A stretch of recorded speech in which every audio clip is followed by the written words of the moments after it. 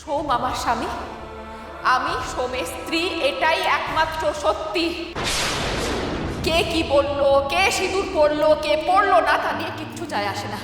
বুঝতে পেরেছো তোমরা সবাই? এটা তুই একদম ঠিক করিসনি। আমি মানছি যেটা ঘটেছে সেটা দুর্ঘটনা, কিন্তু তাই বলে তুই ময়নাকে এই বাড়িতে এনে তুলবি? মা তুমি কি বলছো বলো তো? ময়নার কি অবস্থা তুমি একবার দেখেছো? এই অবস্থায় আমি এটাকে একা ছেড়ে দেবো? মানুষ হিসেবেও তো আমাদের কিছু কর্তব্য থাকে নাকি? পারু, স্ত্রী হিসেবেও তোর কিছু কর্তব্য আছে। মা সোমের তো কোনো স্বামী হিসেবে গাফিলতি হয়নি। কি করেছে সোম? একটা মেয়েকে বাঁচিয়েছে মাত্র, তার বেশি আর কিচ্ছু নয়। দেখ পারু, আমি না এই নিয়ে তোর সঙ্গে কোনো তর্কে যাব না। আজকে তুই যে কথাগুলো বলছিস, দুদিন বাদে এই কথাগুলো তোর কাছে এত ভার হয়ে দাঁড়াবে, সেদিন তুই বুঝবি।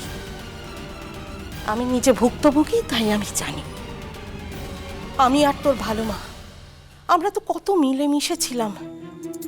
রায় সাহেব সেটা সহ্য করতে পারলো না বলে ওকে দূরে সরিয়ে দিল।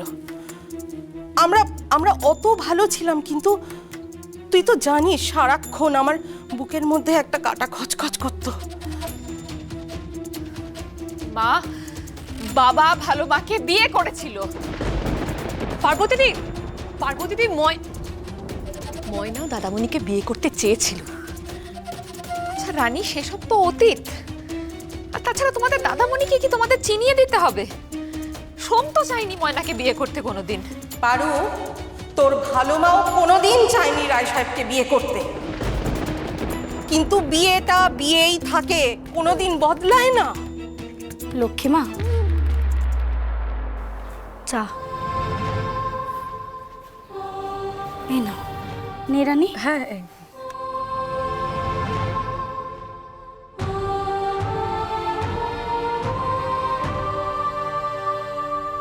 আমি জানি তোমরা কি ভাবছো। ঘরে ঢোকার সময় কিছু কথা কানেও এসেছে। লক্ষ্মীমা, আমি পার্বতী আর সমুদ্রের মাঝে কাটা হতে আসিনি গো। সমুদ্রের সাথে যেটা হয়েছে সেটাকে তো আমি নিজেই বিয়ে বলে মানি না। বাবা অসুস্থ, তাই মাত্র কটা দিন, তারপরেই আমরা চলে যাব গো। বাবা একটু সুস্থ হয়ে উঠুক, আমরা এই ভুবনপুর ছেড়েই চলে যাব।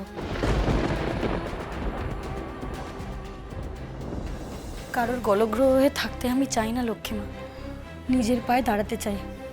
তুমি আমায় সেটুকুই আশীর্বাদ করো। ছি ছি ময়না, তুমি কারোর গলগ্রহ হতে যাবে কেন? তুমি তোমাদের বাড়ির একজন। মার কথা তুমি কিছু মনে করো না প্লিজ। লক্ষ্মীমা, থাক থাক, বেঁচে থাকো মা, তোমার শীতের সিঁদুর অক্ষয়।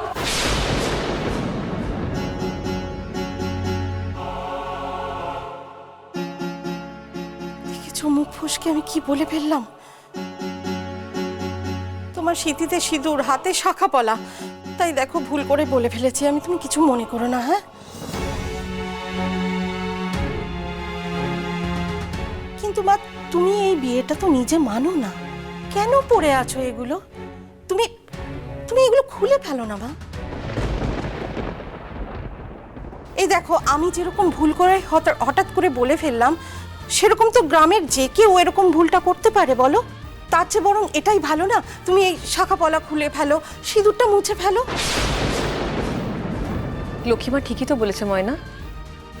সকলে এভাবে তোমাকে দেখলে কি বলবে বলো তো? খুলে ফেলো মা।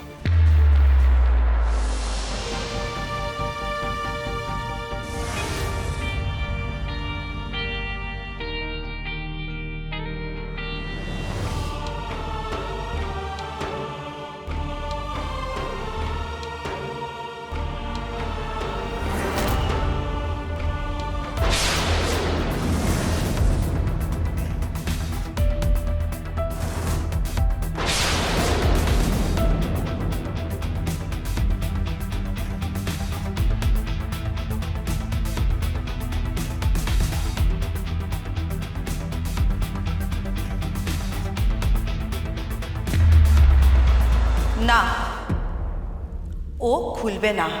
বড়দি ভাই, কি বলছিস তুই? ঠিকই তো বলছি। তোর সিঁথিতে সিঁদুর আছে বলে তুই সবার সিঁদুর মুছে দিতে পারিস, তাই না? বর্দি ভাই,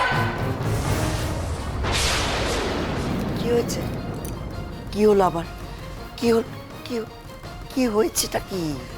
লক্ষ্মীমা তখন থেকে ওকে সিঁথি সিঁদুর মুছে দিতে বলছে, শাখা পলা খুলে দিতে বলছে।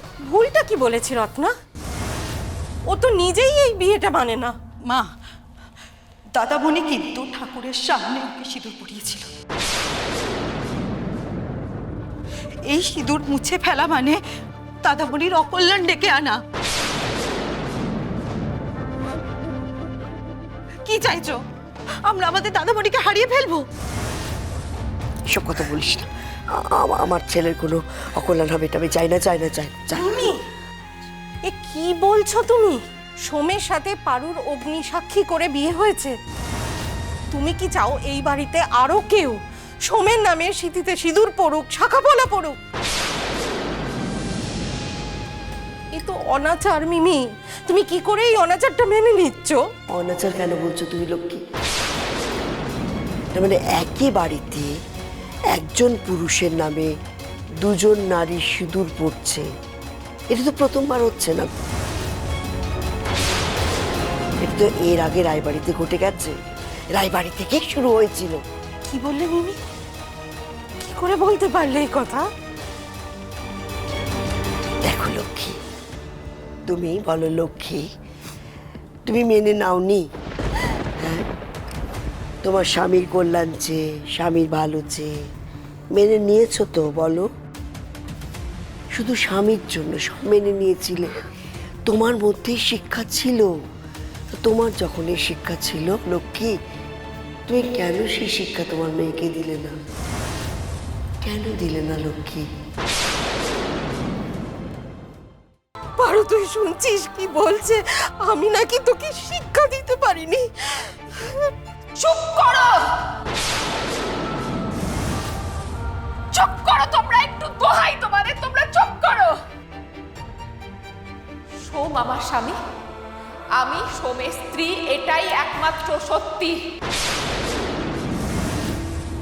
কে কি বললো, কে সিঁদুর পড়লো, কে পড়লো না, তা নিয়ে কিচ্ছু যায় আসে না। বুঝতে পেরেছো তোমরা সবাই? আমার আর সোমের মাঝখানে আগেও কোনোদিন কেউ আসেনি, আর ভবিষ্যতেও আসবে না। আর দোহাই তোমাদের, আমার ক্লিনিকে যাওয়ার সময় হয়েছে, আমাকে একটু একা থাকতে দাও, দয়া করো, আমাকে একটু একা থাকতে দাও। মা দয়া করো, চলে যাও এখান থেকে।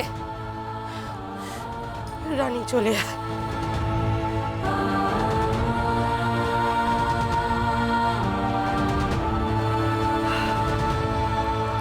চ, আয়।